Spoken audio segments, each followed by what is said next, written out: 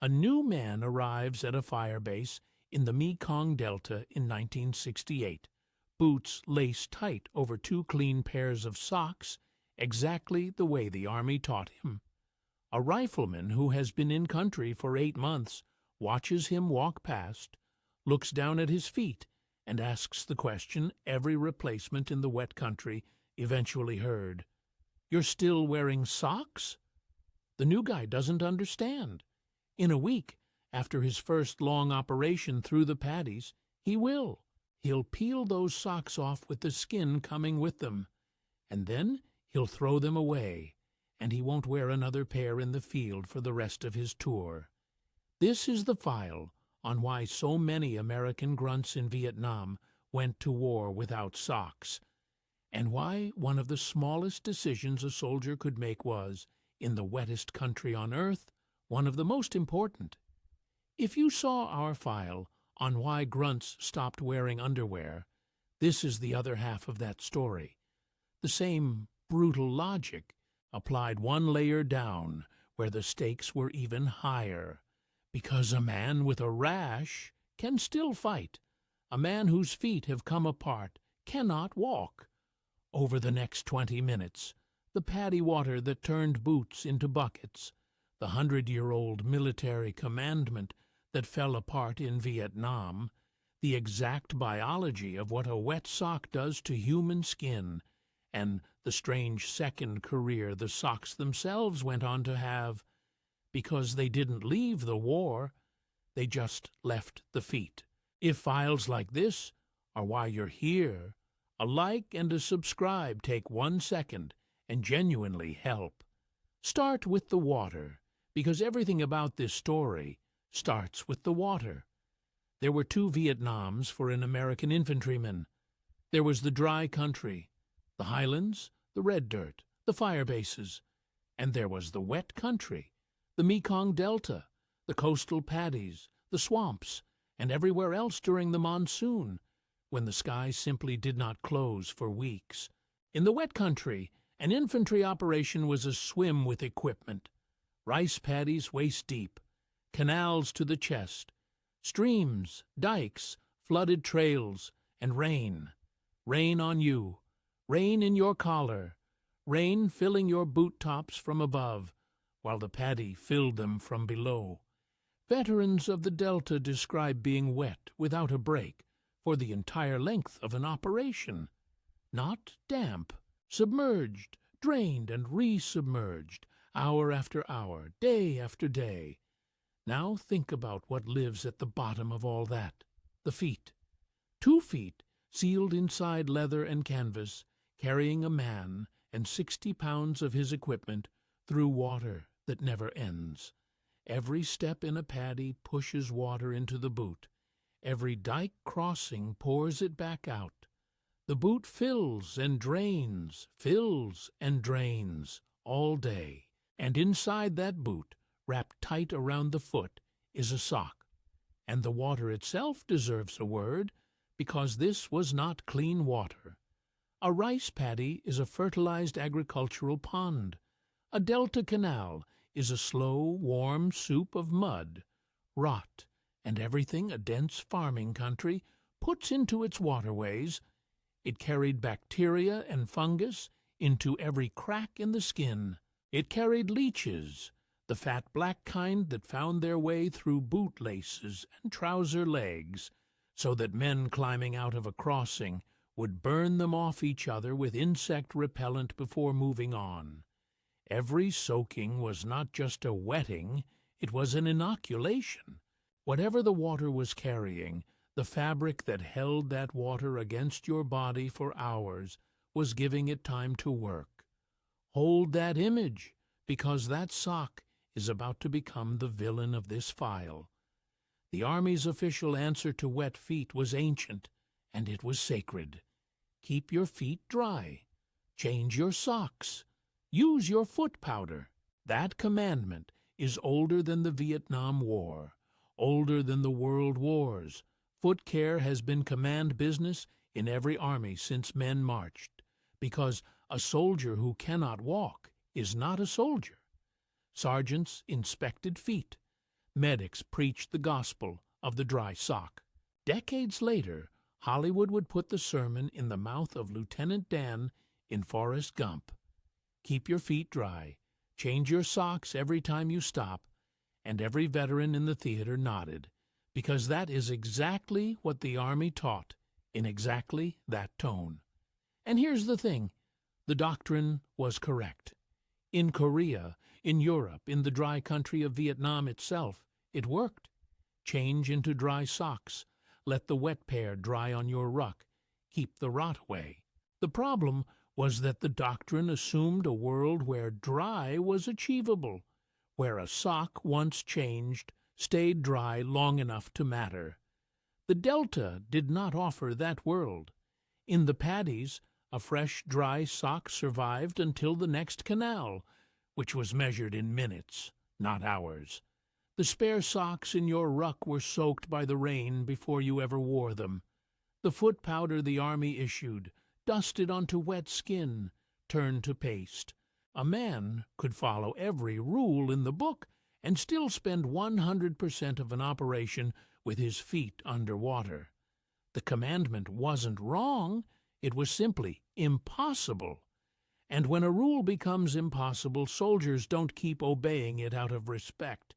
They look for what actually works. To understand what they found, you need to understand what a wet sock actually is, physically, on a human foot. Because it is not a neutral piece of cloth. It is an instrument of slow damage, and the damage has three mechanisms. First, the sponge. A sock, wool or cotton, it doesn't matter, is an absorbent textile wrapped in full contact around the skin. When the boot floods, the boot can drain, but the sock cannot. It soaks up water and holds it there, pressed against every square inch of the foot, long after the boot itself has emptied. A man who climbs out of a paddy onto a dry dike starts drying everywhere, except inside his boots, where the sock keeps his feet marinating for hours. The sock turns a 5-minute soaking into an all-day immersion. Second, the biology. Human skin is tough, but it has one great weakness. It is not built to stay saturated. Keep skin continuously wet for 2 or 3 days, and it macerates. It goes white, soft, and wrinkled, then begins to break down, crack, and peel. Now the foot isn't just uncomfortable. It's an open wound inside a dirty boot in a tropical country, and every crack is a door for infection and fungus. This is immersion foot. The Grunts called it paddy foot, the same disease that, under the name trench foot, crippled armies in the First World War, where it put men into hospitals by the tens of thousands and cost many of them their feet entirely. Vietnam did not invent the disease. It just built the perfect factory for it. It's worth pausing on that older war, because it tells you how seriously armies learned to fear this exact injury. In the trenches of the First World War, men stood for days in cold, flooded earthworks, and their feet, wet, compressed in boots, never dried, swelled, went numb, blistered, and in the worst cases turned gangrenous. Trench foot became a crisis serious enough that armies made foot care a matter of discipline and command responsibility. Mandatory sock changes, officers required to inspect their men's feet, men paired up to watch each other's care, because the hospitals were filling with soldiers who had never been shot. Some of those men lost toes, some lost feet. That institutional memory, the reason every sergeant in every war since has barked about dry socks, was earned with amputations. Vietnam took that 100-year-old lesson and gave it a tropical twist. The water was warm instead of freezing, so it didn't kill the tissue with cold. It dissolved it with time. Different mechanism, same wheelchair. And that is what makes the sockless adaptation so interesting. It looks, at first glance, like soldiers ignoring the oldest foot care rule in military history. It was actually the opposite. It was men obeying the principle. Keep the foot as dry as the war allows, while abandoning the method, because the method assumed a dry pair of socks existed somewhere within 100 miles, and in the monsoon delta it did not. Third, the sandpaper. Wet fabric doesn't slide the way dry fabric does, it drags. A waterlogged sock under a moving foot, under 60 pounds of load, becomes an abrasive, rubbing softened, macerating skin with every one of the tens of thousands of steps in a day's patrol. Blisters form and burst and reform, and a blister on skin that is already coming apart, in water that is full of everything a rice paddy is full of, does not stay a blister. So look at the arithmetic the way a rifleman in the Delta eventually looked at it. The sock holds the water against the skin. The skin dies from the water. The sock then grinds the dying skin apart. Every part of the problem either began with the sock or was made worse by it. And so, quietly, unofficially, one squad at a time, many of them did the obvious thing. They took the socks off and never put them back on. Bare feet inside the boots. It sounds worse. It was better, and the reason is the boot itself. Because the jungle boot was, in a strange way, the sock's replacement, and it was designed by people who understood the water. The tropical combat boot the Army fielded in Vietnam was a different machine from the all-leather boot of the World Wars, canvas and nylon uppers that dried fast instead of holding water like leather, a cleated Panama sole designed to shed the Delta's sucking mud, and, crucially, small screen drainage eyelets built into the instep, vents whose entire purpose was to let the water that poured in over the top run back out as the man walked. The jungle boot was engineered to flood and drain, and to dry quickly in between. Now put a thick, saturated sock inside that machine. The boot drains, the sock doesn't. The engineers had built a boot that could empty itself, and the sock stood there refusing to let the foot benefit. It was, literally, a bucket inside a self-draining boot. Take the sock away, and the design finally works the way it was drawn. Water floods in at the canal, drains out through the eyelets on the dike, and what's left against the skin isn't a cold-soaked bandage. It's air. Bare skin, it turns out, dries faster than any fabric the Army issued. No folds to hold moisture, no seams to rub, no sponge to keep the marinade going. The men who went sockless traded some blister protection and some comfort on the dry days, and in the wet country that trade came back as feet that got to spend part of every day actually drying. The same discovery, the Grunts had made one layer up with the underwear. In a place where nothing ever dries, the fabric you remove protects you better than the fabric you wear. Let's be honest about the boundaries of this, because the men who lived it are precise about their own history, and they've earned precision from us. This was not the whole Army, and it was not everywhere, and it was not official. Plenty of soldiers, especially in the dry country, in units that worked from fire bases or in the early years, wore their socks for the whole tour and kept their feet fine, exactly by the book. Veterans of some units will tell you flatly that everyone they knew wore socks, and they're telling the truth. Going sockless was a wet country adaptation. Spread grunt to grunt, medic to medic, the way the underwear decision spread. Not a regulation, but a piece of field wisdom passed to every new man whose boots were about to spend a year underwater. The Army never printed it in a manual. The paddies printed it on people's feet, and the stakes were not cosmetic. Here is the part that turns this from a comfort story into a combat story. Skin disease, rotting feet very much included, was one of the great quiet destroyers of American fighting strength in Vietnam. The Army Medical Department thought the problem serious enough to devote an official monograph to it. Alfred M. Allen's Skin Diseases in Vietnam, 1965–72, and its pages record what commanders in the wet country learned the hard way. During rainy season operations in the Delta, skin conditions at times pulled more infantrymen off the line than the enemy did. The 9th Infantry Division and the mobile Riverine Force, the units that lived deepest in the water, had to plan operations around their men's feet. How long a unit could stay wet before it began to dissolve? Because whole companies could be rendered combat ineffective without the enemy firing a shot.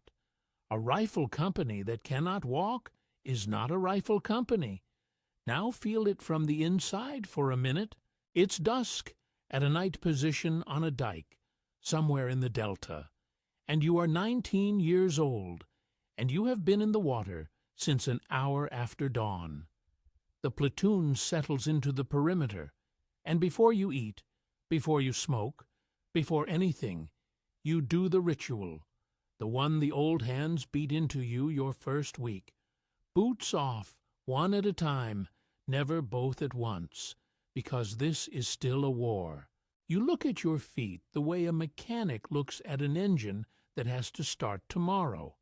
White, wrinkled, soft as bread left in water, but whole. No cracks tonight. You dry them slowly with the one dry thing you own, the towel you keep sacred in a plastic bag in the middle of your ruck. You dust them with powder, and you let them sit in the air for as long as the light and the war allow. This is not comfort. This is maintenance on the only vehicle that is guaranteed to carry you home. Then the boots go back on, over bare skin, and you take the first watch. That ritual, multiplied by every man in every night perimeter in the wet country, was the real answer to the paddies. Dry them when you can, drain them when you can't, and get the fabric out of the way in between. And the socks themselves? Here's the detail that makes this story perfect. They never left. Walk down a column of Grunts in 1968, and you'd see socks everywhere, just not on feet. Look at the rucksacks in the period photographs, dangling from the frames, knotted at the top, bulging with cylinders. The spare sock had been reassigned into the infantry's favorite piece of improvised luggage. Stuff a sock with C-ration cans and tie it to your ruck, and you'd invented the perfect field pouch. It stretched around any load. It didn't rattle on a night move the way cans loose in a metal container did. It rode wherever you knotted it, and when it wore out, supply gave you another pair for free. Some men carried their coffee and cocoa that way. Some slung a sock of cans off their web gear. The Army issued the sock to protect the foot. The Grunt decided it protected his dinner instead. The sock didn't get discharged. It got promoted from the foot to the rucksack. So picture the two soldiers from the start of this file one more time. The new man, boots laced by the book over regulation socks, feet already softening in the water he doesn't yet respect. And beside him, the veteran, bare feet in a self-draining boot, powder in his ruck, a towel in a plastic bag, and a sock full of peaches and pound cake swinging from his frame. One of them is following the rules.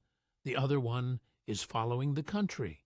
By the end of a tour in the wet country, they were almost always the same man, because the Delta was a patient teacher, and its first lesson was the same one it taught about the underwear. Out here, the uniform you were issued and the uniform that keeps you alive are not quite the same clothes. The jungle stripped the American soldier down, layer by layer, to what actually worked. The socks were simply the next layer to go.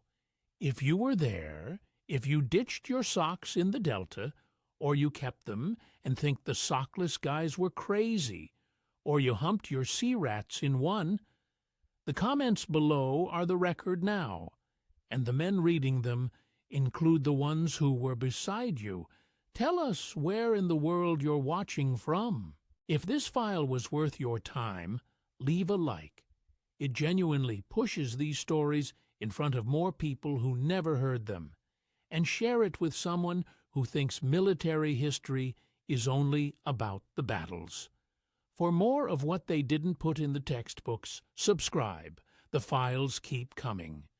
To the men who learned the wet country one layer at a time and walked out of it on feet, they saved themselves. This one was for you.